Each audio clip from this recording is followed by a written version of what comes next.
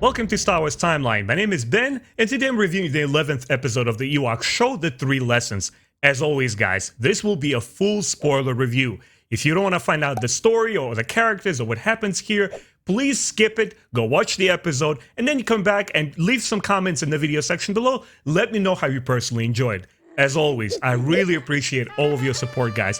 If you enjoy my reviews, please consider liking and subscribing to my channel. I appreciate all of your support. Without further ado, let's dive right into it.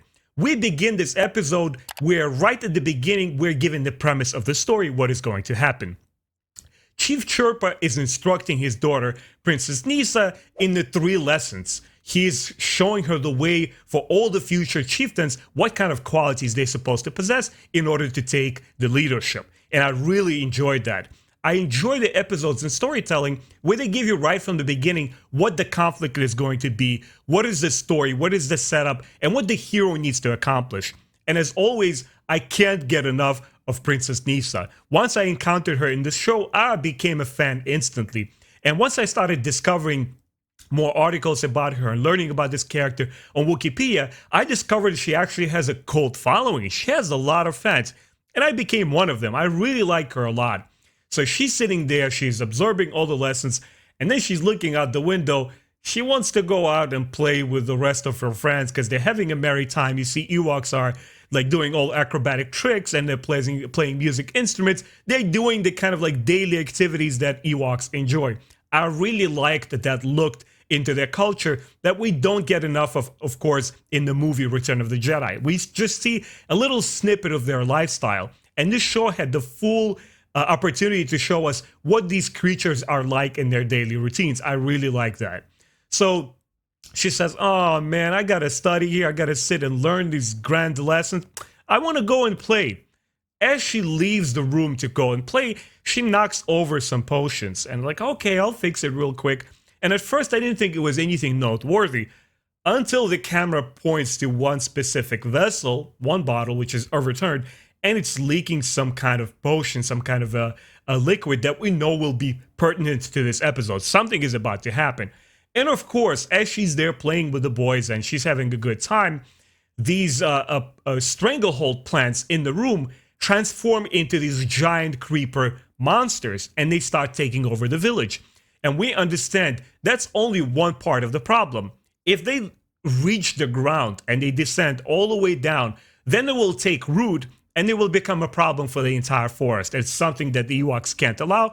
That's a big, big problem on their hands because they start crawling through the entire village. They start tying all the Ewoks, placing them really up high on the trees, denying them the access to the ground, which is, I always put myself in the minds of young children as they watch this type of show. And I'm wondering, gee, if I were like 4 or 5-year-old or 6-year-old even, and I'm watching this show, how much of it is exciting and how much of it is really scary? I really like the balance with these vines. The way they created them, they don't look too terrifying, but at the same time, they're doing pretty terrible things. It makes you wonder, if you're a child watching this, I'm like, this might be pretty scary. How are Ewoks going to get out of this? So we understand that old Logray explains that, hey, there is a potion to counteract that, but unfortunately, it's in my house, and we're not going to have access to my house anytime soon. And the ingredients to make this type of potion, they need the cat nectar, they need the ganga root, and they need the trom sap. And of course, who is the culprit here? Princess Kneesa. She feels responsible because she's this kind of Ewok who always takes charge. She's always there to help her friends. And she's like, oh, you know what? It's probably my fault. And I need something to do to amend my misbehavior, and I have to help out the village. So she decides to obtain all of these items. And of course, Wicket sees her leaving the village. She's like, hey, this could be too dangerous. I gotta go with you. Once again, a really beautiful aspect of the episode and the show entirely. I love the element of leaning on your friends. I love that this episode is centered around Princess Kneesa, and we're shown a young female role model who's capable, she's smart, she's full of spirit, she has a kind heart, but we understand that all of us have to go through life relying on friends. You know, life on your own is pretty challenging and it's pretty hard and sometimes even heartbreaking. And it's nice to see that For the rest of this episode, it's Kneesaa who delivers all the goods. She presents all the solutions, but she has Wicket by her side helping her out along the way. And at the same time, in terms of writing of this episode, I like that Wicket's character never overshadows what Kneesaa has to do. He never steals her thunder. He's like, oh, and it's now Wicket's time to shine. He's going to prove us that he's the winner here. That's not the point here. The point is that it's Kneesaa's journey, and it's Wicket is there to assist her friend. I really enjoy it. It shows us that boys and girls go hand in hand, and they have to help each other out. So the first mission there is to get the cat Pearl. And as we later learn, when the chief explains it to her, he breaks down all of her actions in the episode. He says this was the first lesson, the lesson of the arms. You really showed your agility and your quick hand. And what they have to do is, as they approach the cat hive, it's surrounded by this goo. It seems to be not too dangerous for them, but still, they want to kind of avoid it. And Kneesaa devises these really cool shoes, which are, they walk over this sticky goo and they're able to descend the hive. I really like that. And once they climb in, she says, well, maybe we should not get rid of them. They will become handy later on. I love that trope. In classic fairy tale and fantasy elements, once you're given an item of power and sort of gift that is presented to you by a quest giver, you hold on to it because something important will come on later in this episode, and the same exact thing happens here, which was pretty awesome. I was like, oh man, I wish I could have access to those shoes for a little bit so I could walk almost like Spider-Man on vertical surfaces. It was pretty awesome. So they take away the shoes and they start looking for this pearl. And as they're looking for the pearl, of course, we're encountering these bugs, right? Immediately I thought of Genosians from the prequel trilogy, but the difference is the Genosians are clearly intelligent, right? They're the ones who mass-produce the droids, the ones who help build the first Death Star.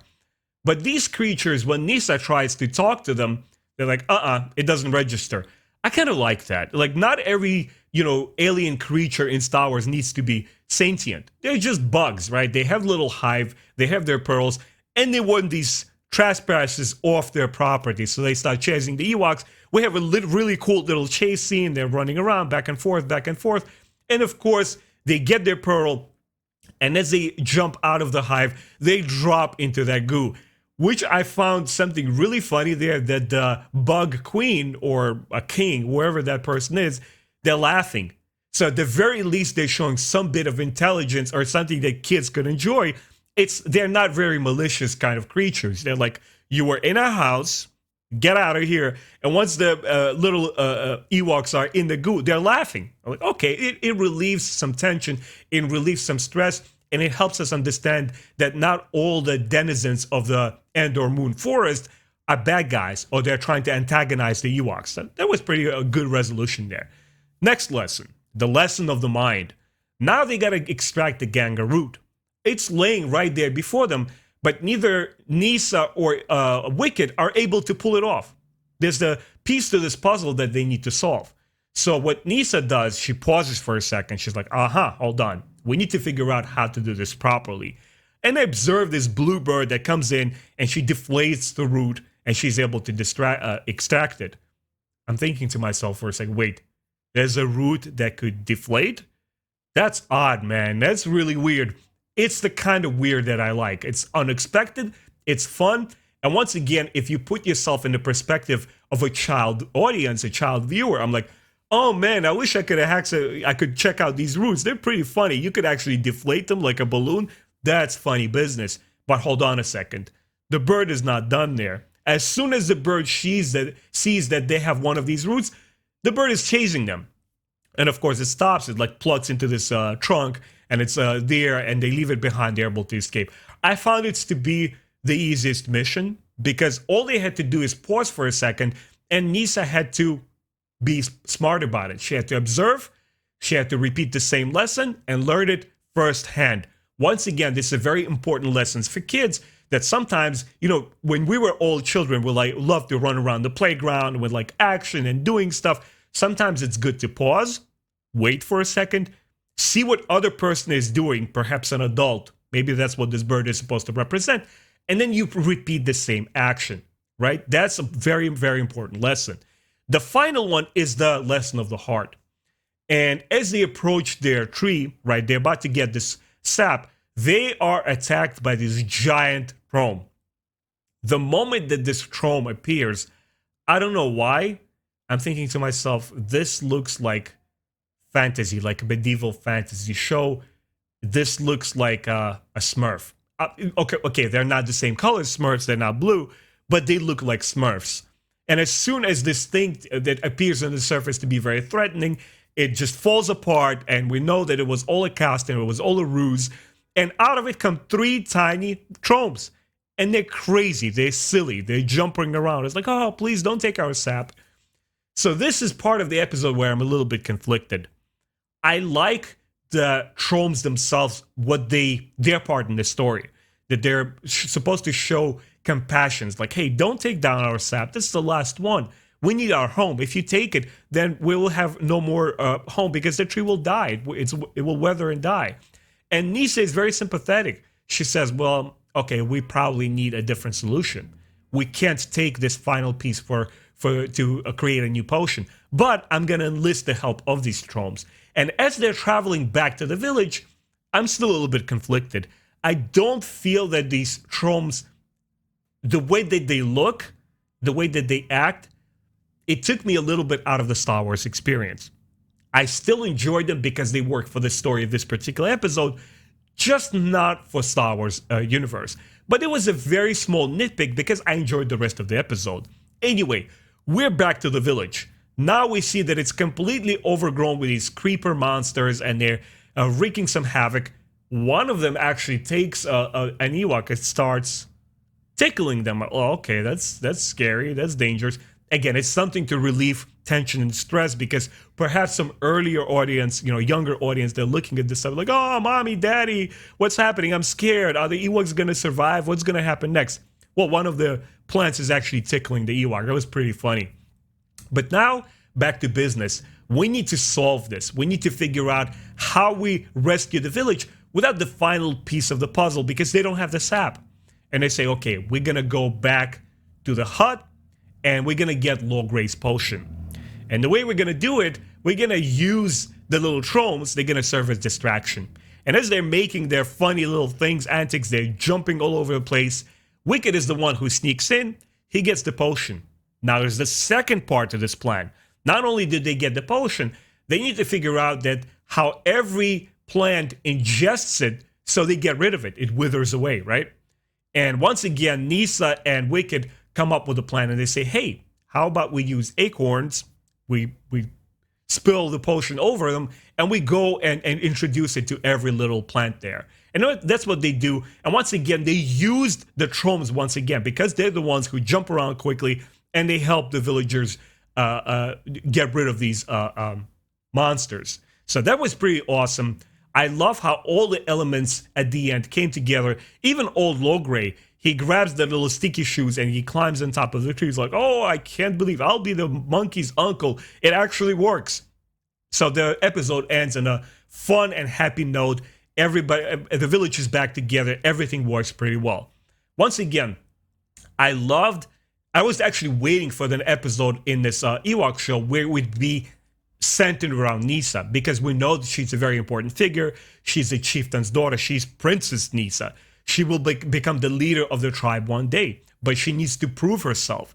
She needs to demonstrate all of these qualities of the hand, of the intellect, and of the heart to be able to qualify for the next leader. So I like all the lessons here. I liked how all the tiny elements that they used came together at the end and gave us a full package. The only thing that I'm going to nitpick is the way that the tromes looked and the way that they acted. So those tall cone-shaped hats didn't help the matters. It took me out of the experience, and it made me feel like I'm watching one of my favorite animated shows from my childhood, The Gummy Bears. And I'm looking at this, which the other show actually takes place in a fantasy setting of a medieval Europe. And you look at these creatures here, and the tromes, they're not very suitable for the Star Wars kind of setting. So if I were to say this was my only nitpick, to review this episode, I'm taking it down just a little notch, and I'll give it 3.5 out of 4. But in general, this was a very satisfying episode.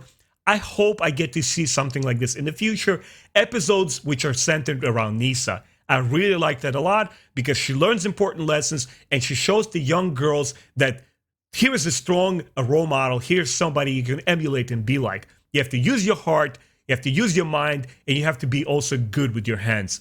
A very satisfying and enjoyable episode, but guys, please let me know what you thought of it.